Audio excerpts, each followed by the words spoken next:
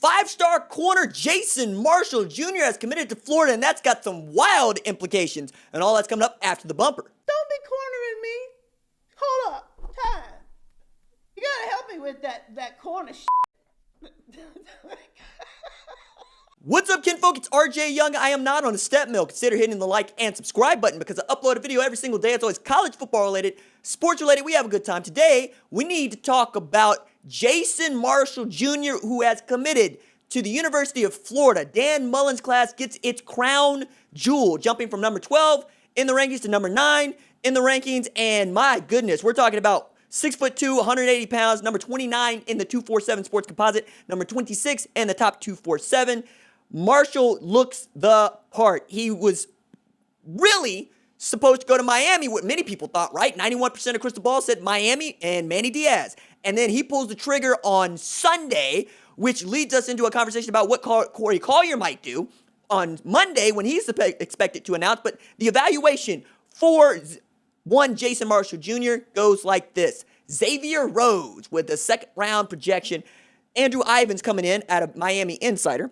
Has the look of a new age cornerback, given his length. Some muscle has already developed in the upper body, but nowhere near close to being maxed out. A natural athlete with a bounce to his step, which likely stems from his basketball background, tracks the ball extremely well, and doesn't seem to have a problem flipping his hips while running in coverage. Excels on defense, but also makes an impact on offense and can score via the return game. Is physical at times, but hasn't been asked to press much in high school. Plays fast for his size, but top-end speed, a question mark given lack of verified testing times. Should develop into a multi-year Power 5 level and starter and projects as a potential day 2 draft pick.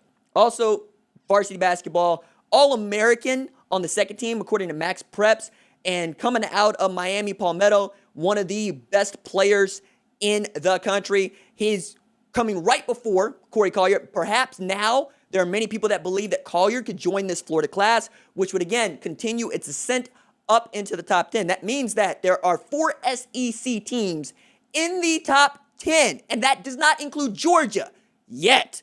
Think about that for a second. You're talking about Alabama, Tennessee, LSU, and now Florida. 4 of the 14 teams in that league could be 5 of the 14 teams in the league by the time we're all said and done here. This is tremendous. This is huge.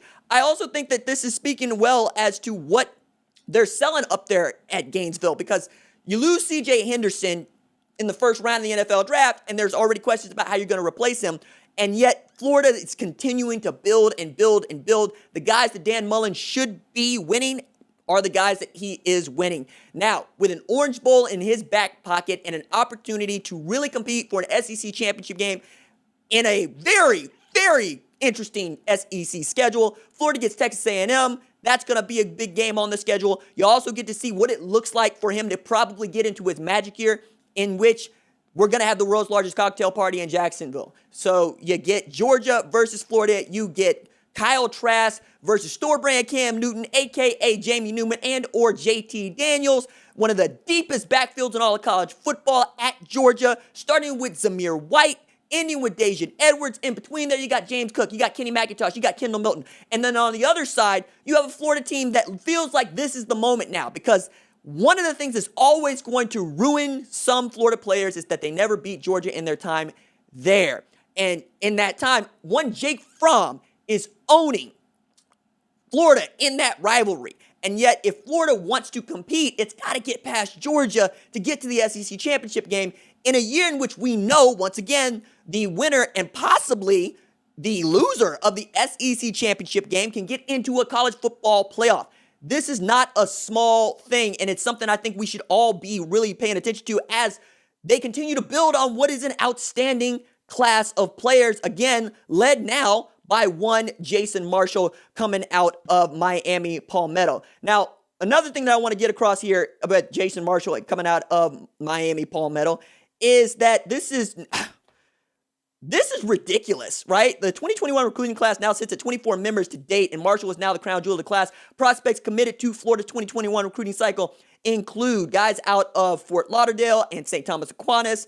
We got Tyreek Sapp. We got Trevante Ruckner. We got Marcus Burke. We got Justice Boone. We got Donovan McMillan. We got Javonte Gardner. We got Dakota Mitchell. And on it goes. They've just been able to destroy the recruiting trail, also getting guys like Jalen Kitna to come in as a 3-star quarterback and expect him to really pick him up, put him down in that basketball on grass spread that Dan Mullen really loves to play. Now, with 24 members in the class, there isn't that much room for much else here, right? Now, if you add Corey Collier, that's going to be it, and that's going to be that.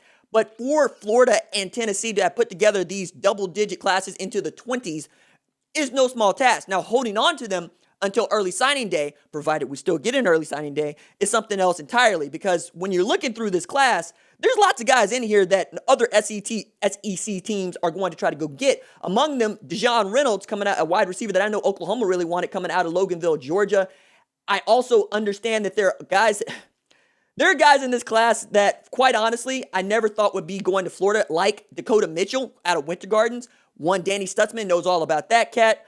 And you continue to look down the list, guys like Adrian Strickland, offensive tackle, coming out of Crawford Mosley and Lynn Haven, 6'6", 330 pounds. Rocco Underwood, coming out of Lake Mary, 6'4", 220 pounds.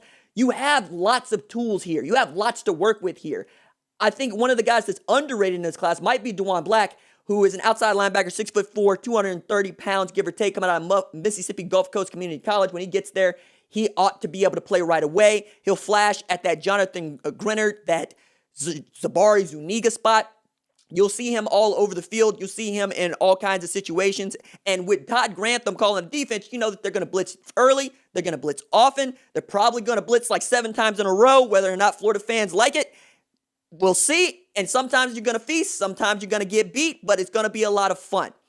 Keep an eye on where we go with this. Keep an eye on whether or not Florida can hold on to these recruits, because if you're going down the top 10, you see Ohio State, Alabama, Clemson, Oregon, then Tennessee at number 5, LSU number 6, USC number 7, Miami at number 8. This is a big blow for them as they had 21 commits in the boat and they were looking to add him. Florida at number 9, Michigan at number 10, North Carolina falls to 11. We've had so much moving and shaking here recently, even with guys like Rocco Spindler joining Notre Dame. They're still at number 12. Oklahoma sitting pretty at number 14, just ahead of number 15, Georgia.